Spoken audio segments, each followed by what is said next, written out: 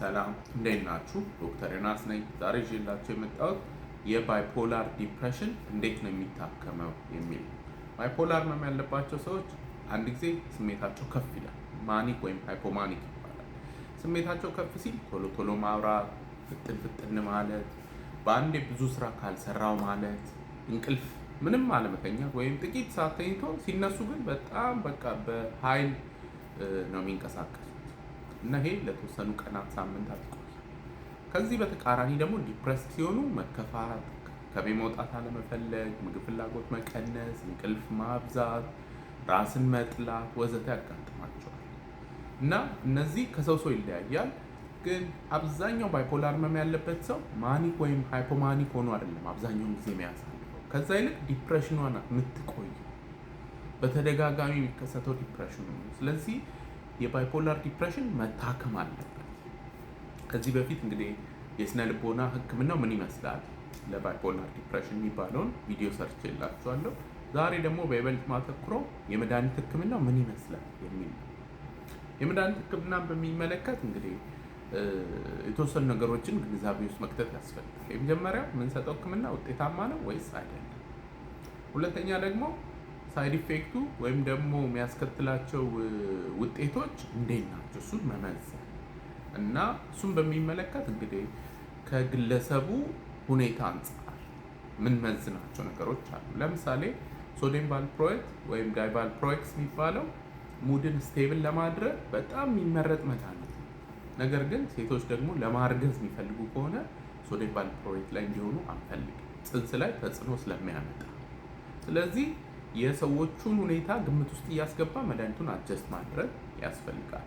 ግን ሪኮመንድድ የሆኑ 4 መድኃኒቶች አሉ። ፎርቹኔትሊ 3ቱ ኢትዮጵያ ውስጥ አሉ እና ለባይፖላር ዲፕሬሽን ውጤታማነታቸው በጥናት በደንብ ከታዩት መድኃኒቶች አንደኛው ሊቲየም ነው።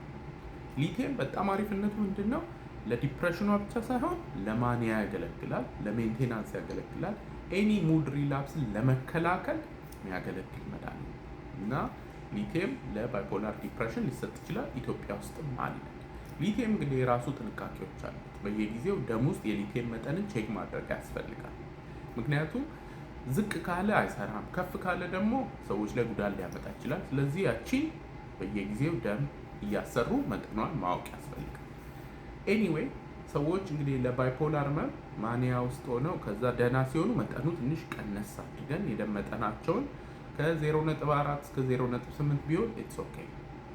ግን ዲፕረስ ሲሆኑ ግን መጠኑን ከፍ ማድረግ ያስፈልጋል። ከ0.8 እስከ 1.2 ሚሊ ኢኩቫለንት ፐር ሊትር መሆን አለበት አንተ ዲፕሬሲቭ ኢፌክቱን ለማግኘት። ኤኒዌይ ሊቲየም በሀገራችን አለ። ቀጥሎ ደግሞ ያለው ኩታያፒን የምንለው ወይም ሴሮኩል የሚባለው መድኃኒት ነው። ይሄ ለማኒያ ያገለግላል፣ እንዳይከሰት ድጋሚ ለሜንቴናንስም ያገለግላል። ለዲፕሬሽንም ውጤታማ ከሚባሉ መድኃኒቶች ነው።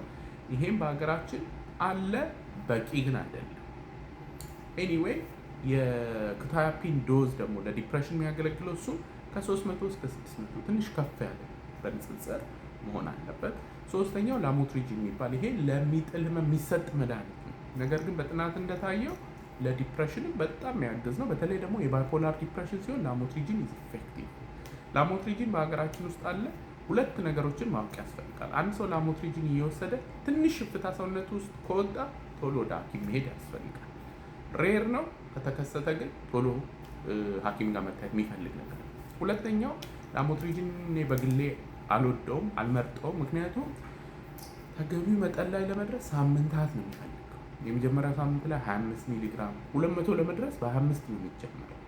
ከዛ 2 ሳምንት 25 ላይ ቆይቶ ሰውየው 50 እናስገባዋለን። ከዛ 2 ሳምንት ቆይቶ እንደገና 100 እያለ ነው። ስለዚህ 6 ሳምንት ምናምን ይፈልጋል 200 ሚሊግራም ለመድረስ።